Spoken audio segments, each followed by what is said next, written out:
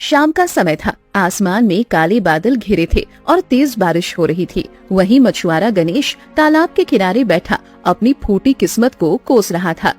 इतनी तेज बारिश हो रही है, लेकिन मैं हिम्मत नहीं हार सकता। आज तो मुझे हर हाल में मछलियां पकड़कर ही घर जाना होगा, तभी तो मैं अपने परिवार को संभाल पाऊंगा और उस टूटी झोपड़ी को ठीक कर पाऊंगा जिसकी छत से दिन रात पानी टपकता रहता है। हे ऊपर वाले, अब तो कुछ मेहरबानी कर दो मेरे ऊपर, कुछ मेहरबानी कर दो। तभी गणेश की नजर तालाब के बीचों बीच पड़ी। पानी की उफनती लहरों के ऊपर एक चमचमाता सुनहरा बक्सा तैर रहा था। अरे, ये तो तालाब के बीच में एक सुनहरा बक्सा तैर रहा है। लगता है इसमें जरूर कोई खजाना भरा हुआ है। चलो इसे पानी से बाहर निकाल लेता हूँ, कम से कम कुछ धन दौलत तो मिल जाएगी जिससे परिवार का पेट भर सकूंगा। इतना कहकर गणेश तुरंत उस बक्से को निकालने की कोशिश करता है, लेकिन तेज आंधी की वजह से वो सुनहरा बक्सा अचानक गहरे पानी के अंदर समा जाता है। ये क्या हो गया? इतना सुनहरा मौका हाथ आते आते फिर से हाथ से निकल गया। अब मैं क्या करूं? आज भी खाली हाथ ही घर जाना होगा। फिर गणेश भारी कदमों से अपने घर की तरफ निकल पड़ा। वहीं पेड़ के पीछे छुपकर ये सारी बातें व्यापारी गजोधर सुन लेता है। अरे, ये तो वही पौराणिक बक्सा है जिसे मैं इतने सालों से ढूंढ रहा था। आज वो मेरी आंखों के सामने इस तालाब में था। मुझे तुरंत जाकर साधु महाराज को ये बात बतानी होगी। व्यापारी गजोधर तेजी से भागते हुए जंगल के किनारे बनी साधु महाराज की झोपड़ी में पहुंचा। कहो गजोधर, इतनी हड़बड़ी में कैसे आना हुआ? सब कुशल तो है ना? साधु महाराज, आप तो जानते ही हैं कि मैं कब से उस रहस्यमयी बक्से की तलाश कर रहा हूँ। आखिरकार आज मुझे वो बक्सा दिख ही गया। मुझे वो बक्सा किसी भी कीमत पर उस तालाब से बाहर निकालना ही होगा। गजोधर, मेरी बात ध्यान से सुनो। तुम उस बक्से को कभी भी नहीं छू सकते। उस बक्से को उस गरीब मछुआरे गणेश के अलावा कोई दूसरा इंसान छू नहीं सकता, क्योंकि उस बक्से पर एक बहुत पुराना श्राप लगा हुआ है। ऐसी बात है? ठीक है साधु महाराज, अगर मैं उस मछुआरे की मदद से ही उस बक्से को निकाल सकता हूँ तो मैं उसकी मदद जरूर लूंगा, क्योंकि मुझे वो बक्सा किसी भी कीमत पर चाहिए। इतने वर्षों की मेहनत यूं ही पानी में नहीं जाने दूंगा। ठीक है गजोधर, जाओ, पर याद रखना तुम्हारे पास वक्त बहुत कम है। व्यापारी गजोधर वहाँ से तुरंत निकल जाता है। साधु महाराज मंद मंद मुस्कुराने लगते हैं। किस्मत में जो लिखा है वही होकर रहता है। कोई भी इंसान अपनी किस्मत के लिखे को नहीं टाल सकता। वहीं गणेश परेशान होकर अपने घर पहुँचता है, जहाँ ललिता बारिश में भीगते घर के बाहर खड़ी थी। ललिता, ये क्या कर रही हो तुम? इतनी तेज बारिश में भीगोगी तो तुम्हें बुखार चढ़ जाएगा। क्या करूँ जी, पूरे घर में छत से पानी टपक रहा है। पूरे 3 साल हो गए हैं, लेकिन आपने इस छत की मरम्मत नहीं करवाई है। ललिता, किस्मत कभी हमारा साथ देती ही नहीं। मैं कितनी मेहनत से जाल फेंकता हूँ, पर आज तो एक भी मछली हाथ नहीं आई। आज भी मुझे खाली हाथ ही घर वापस आना पड़ा। ठीक है जी, अब क्या कर सकते हैं? जब ऊपर वाला ही हमारे ऊपर कहर ढा रहा है तो हम क्या कर सकते हैं। चलिए, अब बारिश में ज्यादा देर मत भीगिए। ललिता गणेश का हाथ पकड़कर उसे घर के अंदर ले जाती है, जहां उसकी बूढ़ी माँ सुनीता बिस्तर पर लेटी दर्द से कराह रही थी। बेटा गणेश, मेरे घुटनों में बहुत तकलीफ हो रही है। तू वैद्य जी से कोई औषधि लेकर नहीं आया क्या? माँ, मैं आपके लिए बहुत जल्दी औषधि लेकर आऊंगा। मुझे माफ कर दीजिए, मैं आपका एक अच्छा बेटा नहीं बन पा रहा हूँ। नहीं बेटा, ऐसी कोई बात नहीं है। ये सब तो हमारे कर्मों और हालातों की मार है। अगर तेरे पिताजी वक्त से पहले इस दुनिया को छोड़कर नहीं जाते तो शायद आज हमारे घर की ये दुर्दशा ना होती। सुनीता की आंखों से लगातार आंसू बहने लगते हैं। गणेश अपनी बेबसी पर बिलक बिलक कर रोने लगता है। अगली सुबह गणेश परेशान हाल में अपना जाल लेकर घर के बाहर खड़ा ही होता है कि तभी व्यापारी गजोधर वहां आ पहुंचता है। गणेश, मैं तुम्हारे पास ही आया हूँ। तुमसे एक बहुत जरूरी काम है। हाँ कहिए, क्या बात है?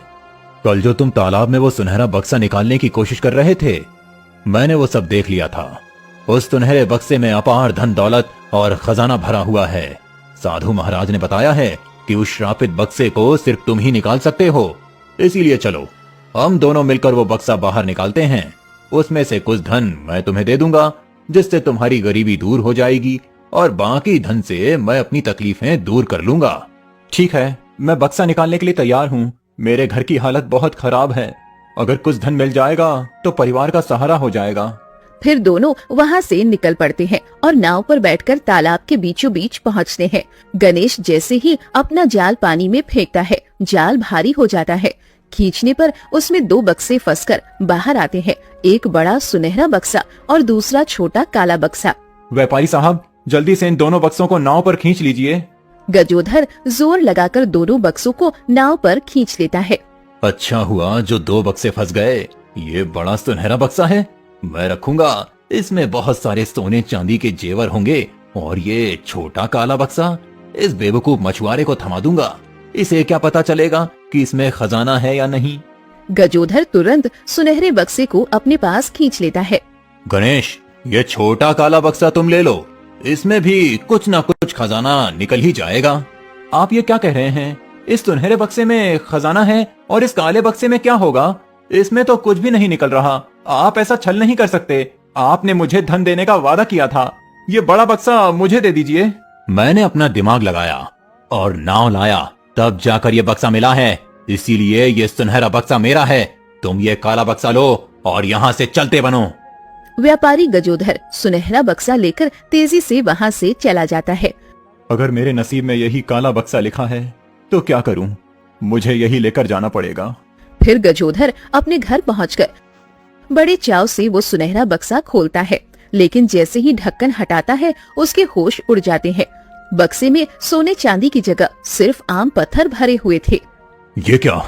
इसमें तो सिर्फ बेकार पत्थर भरे हैं। हे भगवान, ये मेरी कैसी किस्मत फूट गई। मैं तो समझा था कि इसमें सोने चांदी का खजाना होगा। इतने सालों की मेहनत के बाद भी मुझे सिर्फ ये पत्थर मिले। कहीं असली खजाना उस छोटे काले बक्से में तो नहीं था जो मैंने उस मछुआरे को दे दिया। मुझे तुरंत जाकर देखना होगा कि उसके बक्से में क्या निकला है। गजोधर बदहवास होकर गणेश के घर की तरफ भागने लगता है। वहीं दूसरी तरफ गणेश उदास मन से काला बक्सा लेकर घर पहुंचता है। क्या हो गया जी? आप तो सुबह इतनी जल्दी में गए थे और आए तो ये काला बक्सा लेकर आए हैं। क्या आज भी जाल में कोई मछली नहीं फंसी? हे भगवान, क्या करूं ललिता? जाल में एक बहुत बड़ा सुनहरा बक्सा तो फंसा था, लेकिन उस व्यापारी ने मेरे साथ धोखा किया और वो उस बड़े बक्से को लेकर चला गया। चलो इस काले बक्से को खोलकर देखते हैं, इसमें हमारी किस्मत क्या रंग लाती है। हाँ जी, क्यों नहीं, चलिए इसे खोलकर देखते हैं। फिर दोनों उस बक्से को लेकर घर के अंदर बैठ जाते हैं। वहाँ बैठी सुनीता भी बक्से को बड़े ध्यान से देखने लगती है। अरे, मुझे तो लगता है कि इस बक्से के अंदर जरूर कुछ न कुछ तो होगा ही। जो देखने में खराब होता है उसी के अंदर खजाना निकलता है बेटा। लगता है अब हमारे तकलीफ के दिन खत्म होने वाले हैं। भला ऐसी क्या चमत्कारी चीज हो सकती है माँ जी? जरूर इसमें कुछ राख या कोयला भरे होंगे। चलिए खोलकर देखिए, आखिर इसमें है क्या। गणेश जैसे ही उस काले बक्से का ढक्कन खोलता है, उसमें से कोई धन दौलत नहीं बल्कि एक चमकता हुआ पुराना नक्शा बाहर निकलता है। ये क्या? मैंने तो सोचा था कि इसके अंदर से कोई कीमती वस्तु निकलेगी जिसे बेचकर घर के 2 वक्त के खाने का इंतजाम और छत की मरम्मत हो सकेगी, लेकिन इसके अंदर से तो ये एक कागज का टुकड़ा निकला, वो भी एक नक्शा। मुझे लगता है कि ये नक्शा कोई साधारण नक्शा नहीं है जी। इसके पीछे जरूर कोई ना कोई बड़ा रहस्य छुपा होगा। वहीं घर के बाहर छिपा खड़ा व्यापारी गजोधर खिड़की से ये सारा दृश्य देख लेता है। मैंने सोचा था कि इस बक्से में ढेर सारा धन निकलेगा, पर इसमें तो धन नहीं निकला। यानी कि इस पुराने नक्शे की मदद से ही उस असली खजाने तक पहुंचा जा सकता है। मुझे किसी भी तरह इस नक्शे को हासिल करना ही होगा। अब मुझे अच्छी तरह पता है कि मुझे आगे क्या करना है। व्यापारी गजोधर वहाँ से तुरंत निकल पड़ता है और घने जंगलों से होते हुए साधु महाराज की कुटिया में पहुँच जाता है। बता गजोधर, तूने क्या किया? वो सारा बंदोबस्त कर लिया ना, जैसा कि मैंने कहा था? देखिए साधु महाराज, मैंने आपको धन देने का वादा किया है, पर जो बक्सा मेरे पास होना चाहिए था वो उस मछुआरे के पास चला गया। उसी के पास वो नक्शा है जो खजाने तक पहुंचा सकता है। आप किसी तरह उस मछुआरे गणेश को मेरे पास भेजिए ताकि हम दोनों मिलकर उस नक्शे से खजाना ढूंढ सकें। उसमें आपका जो हक बनता है वो आपको मिल जाएगा। ठीक है, मैं तुम्हारा काम कर दूंगा, लेकिन ध्यान रहे मेरे हक का धन हड़पने की कोशिश मत करना। नहीं नहीं महाराज, मैं ऐसा बिल्कुल नहीं करूंगा। बस मुझे जल्दी से वो नक्शा मिल जाए। ठीक है, जाओ, अब आगे के काम के लिए तैयार हो जाओ। व्यापारी गजोधर वहाँ से चला जाता है और देखते ही देखते वो दिन बीत जाता है। अगली सुबह होते ही गणेश उदास मन से ललिता से कहता है, ललिता, इस नक्शे को ले जाकर घर के अंदर रख दे। ये कागज हमारे किसी काम का नहीं है। अब लगता है फिर से नदी किनारे जाकर मछली पकड़नी पड़ेगी। पता नहीं आज भी किस्मत हमारे जाल में एक मछली फंसाएगी या रोज की तरह आज भी हमारी किस्मत फूटी ही रहेगी। गणेश परेशान होकर अपने घर से निकल पड़ता है और घने जंगलों के रास्ते से गुजरने लगता है। तभी उसकी नजर एक विशाल पेड़ के नीचे ध्यान में बैठे साधु महाराज पर पड़ती है। चलो एक काम करता हूँ, आज मछली पकड़ने जाने से पहले साधु महाराज से आशीर्वाद ले लेता हूँ। शायद मेरी किस्मत की चाबी खुल जाए। अगर इसी तरह चलता रहा तो मेरा घर पूरा बर्बाद हो जाएगा। गणेश परेशान हाल में साधु महाराज के पास जाकर हाथ जोड़कर खड़ा हो जाता है। साधु महाराज, हमारे घर को सुख समृद्धि चाहिए। हमारे घर में जो धन दौलत की कमी है उसे दूर कर दीजिए। साधु महाराज धीरे से अपनी आंखें खोलते हैं और गणेश को देखते हैं। तुम्हारे घर की कठिनाई जरूर दूर होगी, लेकिन इसके लिए तुम्हें खुद ही रास्ता तय करना पड़ेगा। महाराज, बताइए कि हमें अपना रास्ता कैसे तय करना होगा। हम अपनी गृहस्थी को ठीक करने के लिए कुछ भी करने को तैयार हैं। तुम्हारी घर गृहस्थी तो ठीक हो सकती है, बस तुम्हें उस व्यापारी गजोधर को ढूंढना होगा। तुम वो नक्शा उस व्यापारी को देना और उसी व्यापारी की मदद से उस नक्शे को पढ़कर अपनी मंजिल तक पहुंच जाना। देखना, वहां तुम्हें बहुत बड़ा खजाना मिलेगा। गणेश साधु महाराज की बात सुनकर हैरानी से सवाल करता है, क्या सच में साधु महाराज? क्या उस नक्शे की मदद से मुझे ढेर सारा खजाना मिल जाएगा? हाँ, इसीलिए अब तुम्हारे पास समय बहुत कम है। बक्से से नक्शा बाहर निकल चुका है, इसीलिए उसकी जादुई शक्तियाँ धीरे धीरे कम होने लगेंगी। इससे पहले कि नक्शे की शक्तियाँ पूरी तरह खत्म हो जाएं, तुम तुरंत जाओ और उस व्यापारी गजोधर को ढूंढकर ये नक्शा उसे दे दो। ठीक है साधु महाराज, मैं उस व्यापारी के पास जरूर जाऊंगा। इतना कहकर गणेश साधु महाराज को प्रणाम करता है और वहाँ से निकलकर घने जंगलों के रास्ते आगे बढ़ने लगता है।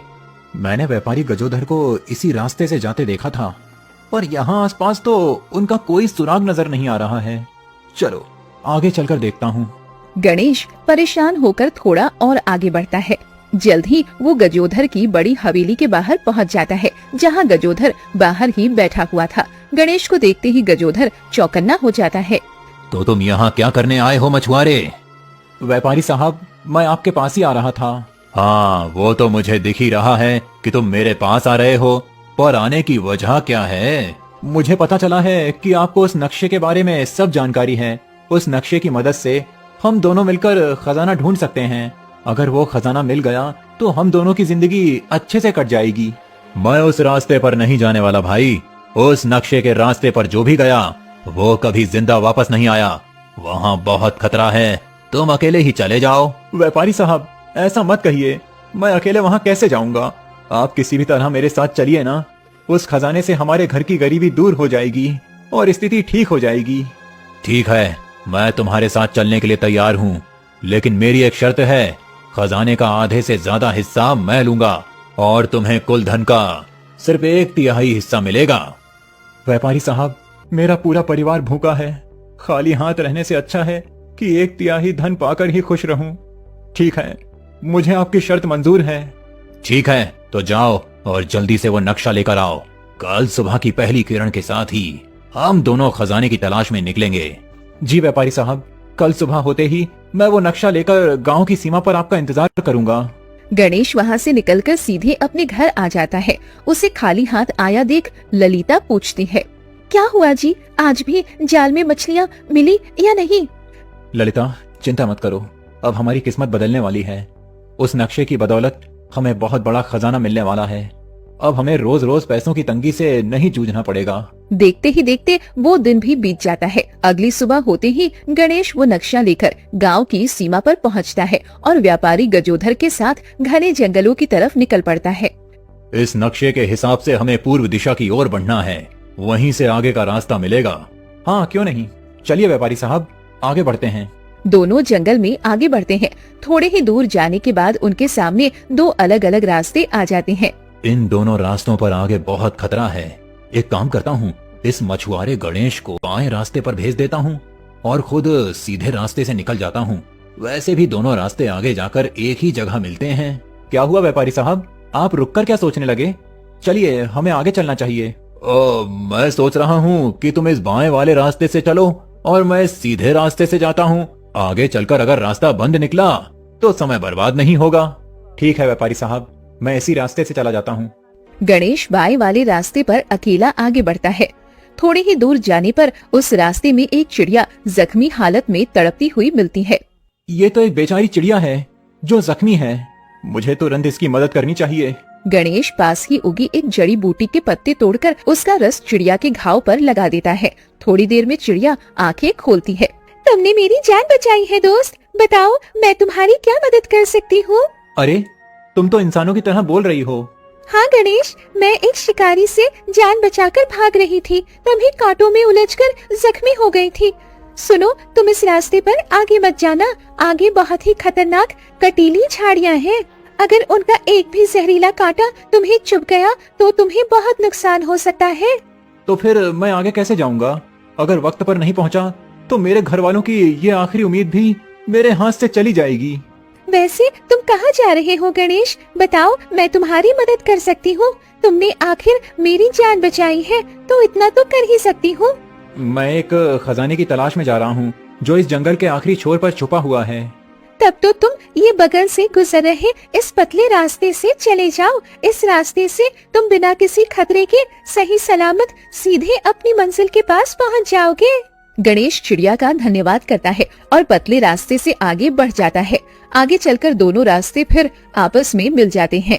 जहाँ व्यापारी गजोधर पहले से खड़ा उसका इंतजार कर रहा था। गणेश को सही सलामत देखकर गजोधर हैरान रह जाता है। तुम सही सलामत यहाँ तक पहुँच गए? मुझे लगा तुम कोई मुसीबत में तो नहीं फंस गए थे, लेकिन चलो ठीक ही है। हाँ व्यापारी साहब, रास्ते में एक चिड़िया मिली थी, उसने मुझे सही रास्ता बता दिया। इस बार तो चिड़िया ने तुम्हारी मदद कर दी, पर अगली बार तुम नहीं बचोगे मेरी चाल से। फिर दोनों मिलकर आगे बढ़ते हैं तो सामने एक नदी आती है। ये क्या, सामने तो इतनी विशाल नदी है और पार करने के लिए कोई नाव भी नहीं दिख रही। हम इस नदी को पार कैसे करेंगे? चिंता मत करिए व्यापारी साहब, मुझे तैरना बहुत अच्छे से आता है। मैं आपको सहारा देकर ये नदी पार करवा देता हूँ। अरे, इस मछुआरे के पास तो हर मुसीबत से निकलने का उपाय रहता है। मुझे जल्दी से जल्दी इसे रास्ते से हटाना होगा, वरना ये मेरे लिए मुसीबत बन जाएगा। ठीक है गणेश, तो फिर देर मत करो। गणेश व्यापारी गजोधर को अपने साथ नदी के दूसरी ओर ले जाता है। व्यापारी साहब, इस नक्शे के मुताबिक हमें बस थोड़ा और आगे बढ़ना है। आगे एक गुफा मिलेगी, उसी गुफा में खजाना छुपा हुआ है। व्यापारी गजोधर नदी पार करने के बाद थककर गणेश से कहता है, गणेश, हमें अभी 2 दिनों का लंबा सफर तय करना होगा। चलो आगे बढ़ते हैं। गजोधर तेजी से आगे बढ़ जाता है और गणेश भी उसके पीछे पीछे चलने लगता है। थोड़ा दूर चलने के बाद गजोधर एक जगह रुक जाता है। देखो गणेश, हम चलते चलते बहुत थक गए हैं। चलो आज रात इसी जगह सो जाते हैं और सुबह होते ही आगे की तरफ बढ़ेंगे। ठीक है व्यापारी साहब, क्यों नहीं, चलिए सो जाते हैं। फिर दोनों उसी जगह जमीन पर सो जाते हैं। आधी रात होते ही गजोधर की आंखें खुल जाती हैं। वो दबे पांव उठता है और गणेश को सोता हुआ देखता है। गणेश के उठने से पहले मुझे उस जगह पर पहुंचना होगा और वो सारा खजाना अकेले मुझे ही हासिल करना होगा। गजोधर गणेश को सोता हुआ छोड़कर चुपके से वहाँ से निकल जाता है और घने जंगलों की तरफ तेजी से बढ़ने लगता है। थोड़ी देर में गणेश की आंखें खुलती हैं, तो वो अपने पास से गजोधर को गायब पाता है। ये क्या, व्यापारी साहब तो यहीं सोए थे, अचानक कहाँ चले गए? कहीं किसी जंगली जानवर ने उन पर हमला तो नहीं कर दिया? मुझे आगे बढ़कर देखना होगा। गणेश घबराकर आगे बढ़ता है। तभी उसे सूखी पत्तियों पर जूतों की आहट और जमीन पर चप्पल के निशान दिखाई देते हैं। ये तो पैरों के निशान हैं, यानी व्यापारी साहब इसी रास्ते पर आगे गए हैं। मुझे तुरंत उनके पीछे जाना होगा। गणेश उसी रास्ते पर सीधे चलने लगता है। सुबह की पहली किरण के साथ ही जैसे ही गजोधर उस गुफा के पास पहुंचता है, पीछे से गणेश भी उसके सामने आकर खड़ा हो जाता है। ये क्या गणेश, तुम इतनी जल्दी यहाँ आ गए? मुझे तो लगा था कि तुम घने अंधेरे में जंगल में कहीं खो गए होगे। व्यापारी साहब, मैं तो वहीं सो रहा था, आप बिना बताए आगे चले गए, लेकिन शुक्र है कि मेरी आंखें खुल गईं और मैं आपके कदमों की आहट सुनते सुनते आपके पीछे यहाँ तक आ गया। ओह, मैं इस मछुआरे से पीछा छुड़ाना चाहता हूँ, लेकिन ये हर बार सही मौके पर आ खड़ा होता है। अब क्या करूँ? व्यापारी साहब, वो देखिए, सामने गुफा है, उसी गुफा में खजाना मिलेगा। ठीक है, तो चलो आगे बढ़ते हैं। दोनों आगे बढ़ते हैं और जल्द ही एक विशाल गुफा के मुहाने पर पहुंच जाते हैं। नक्शे के मुताबिक खजाना इसी गुफा के अंदर छुपा है। ठीक है व्यापारी साहब, चलिए अंदर चलते हैं। रुक जाओ गणेश, इसके अंदर जाने में मुझे कुछ अजीब सी घबराहट महसूस हो रही है। हमें थोड़ा रुकना चाहिए, कहीं हम किसी बड़ी मुसीबत में न फंस जाएं। ठीक है, अगर आप कहते हैं तो हम यहीं बैठकर थोड़ा इंतजार कर लेते हैं। दोनों गुफा के बाहर बैठ जाते हैं। तभी अचानक वहाँ साधु महाराज प्रकट हो जाते हैं। आप आ गए? मुझे बहुत अजीब सी घबराहट महसूस हो रही है, कहीं इस गुफा के अंदर कोई अनहोनी न हो जाए। हाँ, डरना स्वाभाविक है। रुको, मैं अपनी तंत्र विद्या से तुम दोनों के लिए अंदर का रास्ता ज्ञात कर देता हूँ। साधु महाराज अपनी आंखें बंद करके ध्यान लगाते हैं और थोड़ी देर बाद आंखें खोलते हैं। इस गुफा के अंदर ही खजाना रखा है, पर ध्यान रहे कि तुम दोनों को बहुत सतर्क होकर अंदर जाना होगा। मैं इस गुफा के अंदर नहीं जा सकता, तुम दोनों वो खजाना लेकर जल्दी से बाहर आना। पर एक बात का ध्यान रखना गणेश, तुम उस खजाने को अपने हाथों से भूल कर भी हाथ मत लगाना, वरना तुम्हारे परिवार के साथ बहुत बुरा होगा। ठीक है साधु महाराज, मैं उस खजाने को बिल्कुल भी हाथ नहीं लगाऊंगा। फिर दोनों डरते डरते उस गुफा के अंदर प्रवेश करते हैं। वहाँ सामने दो घड़े रखे होते हैं, एक चमचमाता हुआ सोने का घड़ा और दूसरा साधारण मिट्टी का घड़ा। तभी गुफा में एक भारी रहस्यमयी आवाज गूंजती है। तुम दोनों यहाँ क्या कर रहे हो? चले जाओ यहाँ से। हमें खजाना चाहिए, हमारे परिवार की आर्थिक स्थिति बहुत खराब है। इन दोनों घड़ों में से किसी एक घड़े को चुनो, उसी में तुम्हें धन मिलेगा। पर याद रखना, अगर तुमने लालच किया तो ये खजाना हमेशा हमेशा के लिए गायब हो जाएगा और तुम दोनों यहीं बंदी बनकर रह जाओगे। गणेश, जरा संभल कर खजाना चुनना। जो दिखता है वो नहीं होता, जो होता है वो दिखता नहीं। मुझे लगता है कि इस साधारण मिट्टी के घड़े में ही मैं इस मिट्टी के घड़े को चुनता हूँ। सोच लो मछुआरे, सोच लो, तुम्हें सोचने का सिर्फ एक ही मौका मिल रहा है। मैंने सोच लिया है। गणेश जैसे ही उस मिट्टी के घड़े को छूता है, गुफा में एक तेज रोशनी फैल जाती है। देखते ही देखते मिट्टी का घड़ा टूट जाता है और उसके अंदर से सोने चांदी के सिक्के का ढेर लग जाता है। अरे वाह गणेश, तुमने तो कमाल कर दिखाया। तुम्हारी साफ नीयत और सूझबूझ से ये सारा धन मिल गया। चलो चलो जल्दी से ये धन लेकर बाहर चलते हैं। साधु महाराज ने कहा था कि तुम धन को हाथ नहीं लगा सकते, इसीलिए ये धन मैं उठा लेता हूँ, तुम मेरे पीछे पीछे चलो।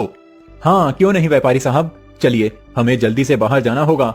गजोधर वो सारा धन बोरी में भरकर गुफा के बाहर ले आता है। बाहर खड़ा साधु महाराज उन्हें देखकर मुस्कुराते हैं। वाह, आखिरकार तुम दोनों ने ये काम कर दिखाया।